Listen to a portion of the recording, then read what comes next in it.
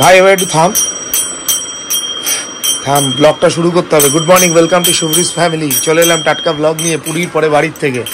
চলো খাজাগুলো প্রসাদগুলো ভাগ করে নি। Good morning, welcome back to a new vlog. আশা করি তোমরা সবাই খুব ভালো আছো, সুস্থ আছো। ভালো সুস্থ থাকাটা খুব জরুরি।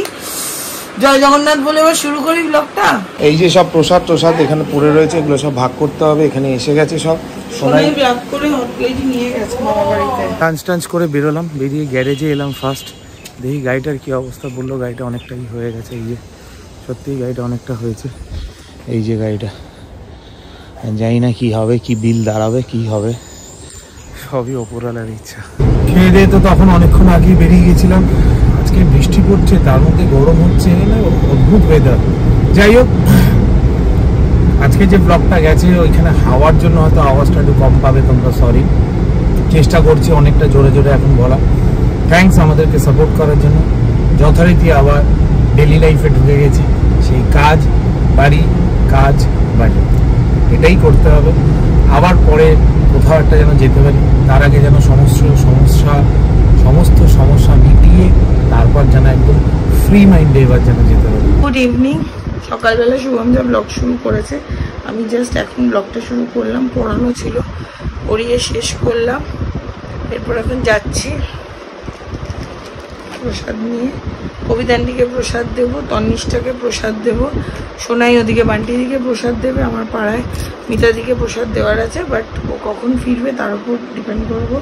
মানে এখন প্রসাদটা নিয়ে বেরোচ্ছে না, কারণ এরপর বাজার করার আছে, তো বাজারে প্রসাদ নিয়ে যাবো না। এই হলো ব্যাপার।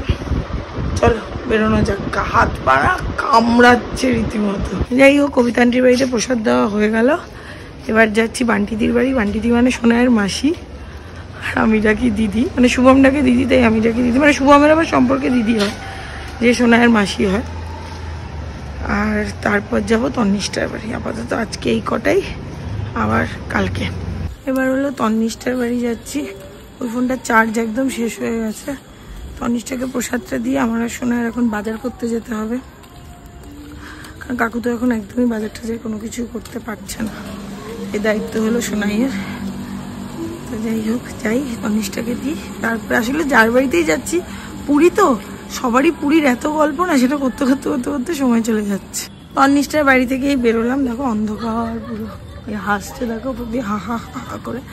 যাই হোক, আর ওর পায়ে একটা ফ্র্যাকচার হয়েছে, ও এখন কোনো রকম কোনো প্লাস্টার করাবে না। বলছে 3 তারিখ প্রোগ্রামটা হোক, তারপরে ও প্লাস্টার করাবে। যাই না ঠিক না ভুল, আরও যদি বেশি প্রবলেম হয়। দেখেছো তো এবার আমি পড়ে যাবো এখানে। বাড়িতে তো অনেকক্ষণ আগেই এসেছিলাম, এসে একটু ফ্রেশ হয়ে খেয়ে দিয়ে তারপরেই বেরোলাম। আপাতত বেরিয়ে একটু যাই। আজকে কোনো গাড়ি নেই, মানে ড্রাইভার নেই আমার। সামনেই একজনের গাড়ি আছে, ও গাড়িটা নিয়ে নিলাম আপাতত, নিয়ে ওটা দিয়ে চালাই। এখন দেখা যাক। বাজার টাজার করে যখন ফিরলাম তখন হচ্ছে 10টা 15। এসে শুভমকে ম্যাগি করে দিলাম। তারপরে এখন একটুখানি ম্যাগি নিয়ে বসেছি, ম্যাগিটাই খাবো। ইচ্ছা করছে না, এত গা হাত পা ব্যথা করছে না কোনো কিছু। কালকে আমি খুব একটা ওষুধ খাই না, মানে না পারলে তখন খাই প্যারাসিটামলটা। মানে কালকে আমার রাত্রিবেলা 3:30-4টের সময় ঘুম ভেঙেছে। আমার জল পিপাসা পেয়েছে, আমি যে জলটা খাবো আমার ওটার পায়ের জোর নেই।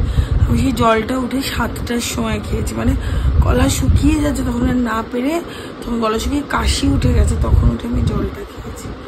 মানে কেন এতটা গা হাত পা ব্যথা করছে, এতবার করে বৃষ্টিতে ভিজে দেন এসিতে জামা কাপড়টা গায়ে শুকিয়েছে, সেই কারণেই হয়তো হবে। যাই হোক, এই তো হলো আপডেট। মোটামুটি সবার প্রসাদ দেওয়া হয়ে গেছে। পাড়ার মধ্যে শুধু মিতাদি বাকি রয়েছে। মিতাদিকে প্রসাদটা দিতে যাবো কালকে। আর বাড়িতেই যাচ্ছি প্রসাদ দিতে, গিয়ে একটু গল্প হচ্ছে, বসছি। আর তন্নিষ্ঠার কথা তো বললামই, হাঁপিয়ে গেছিলাম, খেয়ে নিয়ে আগে। যেই হলো আমার ম্যাগি। আগে রাতে ব্লগটা শেষ করতে পারিনি, বলছিলাম যে শরীরের অবস্থা খুব খারাপ। জ্বর বা কোনো কিছু হয়নি, অ্যাকচুয়ালি ওই লাস্ট মোমেন্টে বৃষ্টিতে ভিজে বন্দে ভারতে উঠে, আবার নেমে হাওড়া স্টেশনে ভিজে উবেরে উঠে, এসিতে 2বার ওরম ভাবে ভেজা অবস্থায় থাকাতে গা হাত পা প্রত্যেকেরই ব্যথা ছিল। যাই হোক, শুভম ফিরেছে, খেতে দিয়েছি, ঘুমিয়ে পড়েছি। এখন মনে পড়েছে ব্লগটা তো শেষ করা হয়নি। তো যাই হোক, যদি তোমাদের অনেকের অনেক বক্তব্য আছে, দেখো আমিও তোমরা যেমন কমেন্টে তোমাদের বক্তব্যটা পেশ করো, আমারও সেটা মনে হয়েছিল যে আমারও একটা ইনফরমেশন যেটা আমার বাজে এক্সপিরিয়েন্স হয়েছে সেটা আমার বলাটা দরকার। আমি বলেছি, আমি এটাও বলেছি যাওয়া না যাওয়াটা সম্পূর্ণ নিজের ব্যাপার। আর কমেন্টে ছিল যে তোমাদের সাথেই কেন হয়, সেটা যদি জানতাম তবে থোড়ি না আমাদের সাথে হতো, তবে তো হতোই না আমাদের সাথে। যাই হোক, কলকাতায়ও হচ্ছে, ওখানেও হচ্ছে, যেটাই হচ্ছে সময় খারাপ যাচ্ছে এর জন্য হচ্ছে, বিশাল ভালো কিছু হবে এর জন্যও হচ্ছে। যার কারণ যখন সময় খারাপ যায় তার মানে এর পরেরটা হলো বিশাল কিছু ভালো হয়, এটা আমার বিশ্বাস। বলিস না না, এবং হবেই হবে, হবেই হবে। সেই ভালোটা নিতে পারারও ক্ষমতাটা থাকা দরকার। এতটা খারাপে মানে ভগবান তখনই ফেলে। আর গোপালের কথা বলছো, এর জন্য উনি অতটা জাজ করবেন না, উনি বুঝবেন। গোপালকে নিয়ে আমরা গোপালকে নিয়ে জেনারেলি কোথাও যাই না। এইবার মায়েদের ইচ্ছে হয়েছিল তাই আমরা গোপালকে নিয়ে গেছি।